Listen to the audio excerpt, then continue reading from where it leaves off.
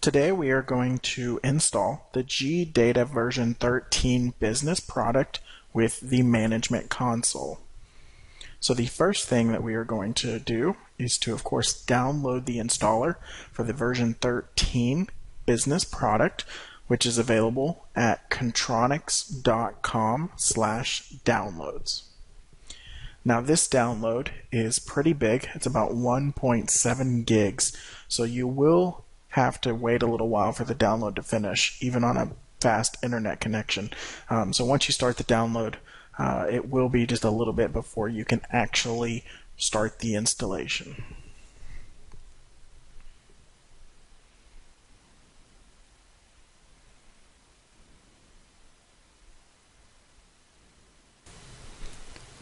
Okay, now that your download is finished, you will want to extract the zip file that you have just downloaded, which is called ENG_B13. Once that extraction is complete, go ahead and open the folder and run the setup.exe that is inside. Now you will be presented with 6 different options. The GData management server, which is actually the management server that will run on this machine, that allows you to control the client installations on your network. That will also install the GData administrator, which is the standalone client that will allow you to manage your network. Now this is also available here to install if you want to use it on a machine besides the management server. The GData security client is what you actually install on your servers and workstations, and you can manually install this without using the management server using the third button. The fourth option is the GData Boot CD Wizard, which will help you create a CD that you can boot from that will allow you to scan a system for viruses in case there is something preventing the system from booting into Windows. The fourth and fifth options are web-based administrator installers that will allow you to make your management server's console accessible from the web.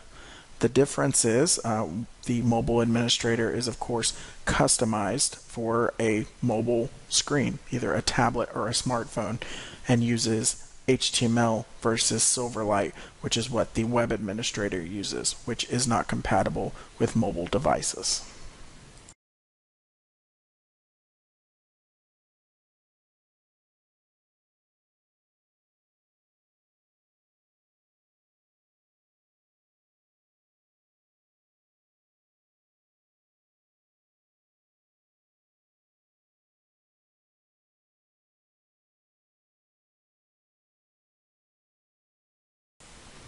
So let's go ahead and choose the GData Management Server to install it. Now this is a pretty big installation, so of course it will take a little while to complete.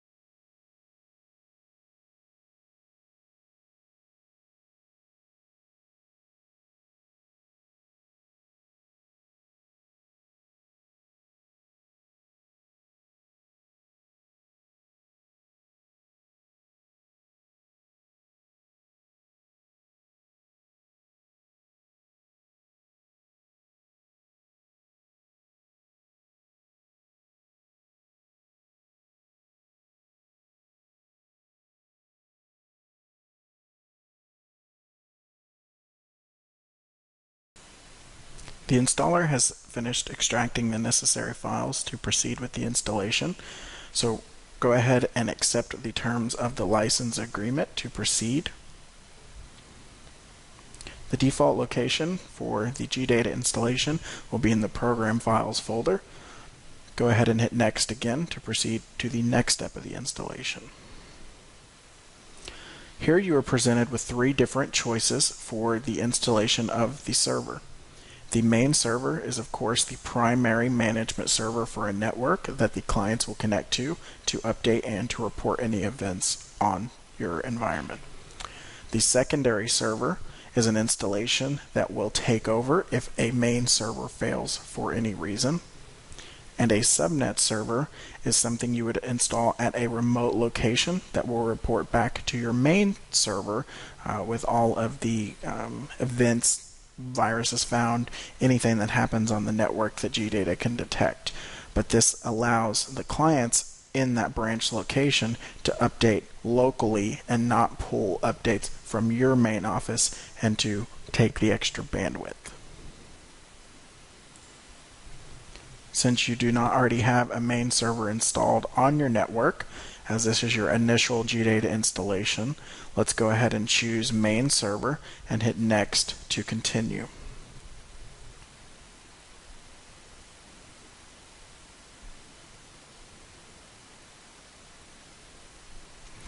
Now we're presented with 2 choices, as GData does require an SQL instance to provide management.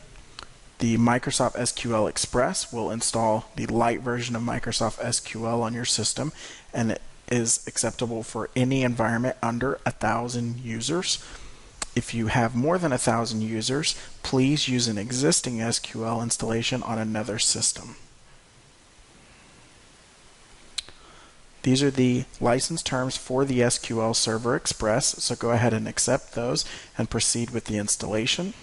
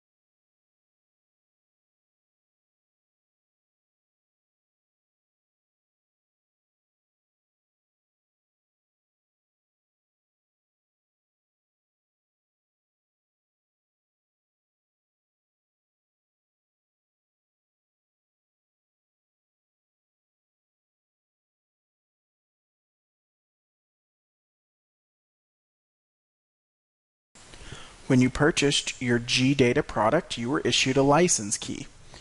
The license key actually tells the management server which features to install based on the product that you chose when you purchased. If you do not have a license key, you might have access data, which is what you are given when you activate a license key for the first time. If you are reinstalling the GData product, then you will use the access data option on this screen instead of the license key option, which is what we will choose to do the actual installation. So let's go ahead and choose the option that says enter new license key and click next. Now I find it easier to copy and paste the license key instead of trying to sit there and type it in from my email or my document where I have it saved, since it is a long string of letters and numbers. Now, it's important that you fill in all of the information on the registration page for your license key, because this is the information that will be used to help you recover your access data in the future in case you lose the username and password that you are issued.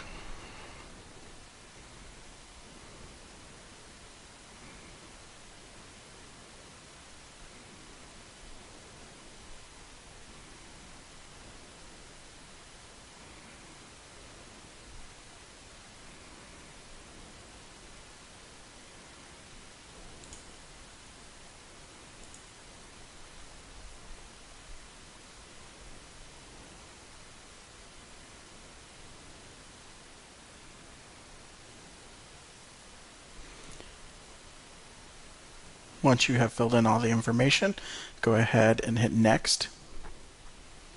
Now, this is the username and password that I've mentioned. Please copy and paste this or write this down, as you will need it in the future if you ever need to do a reinstall, or if you need a support request, then this is the information that you give them to validate you have a GData product purchased.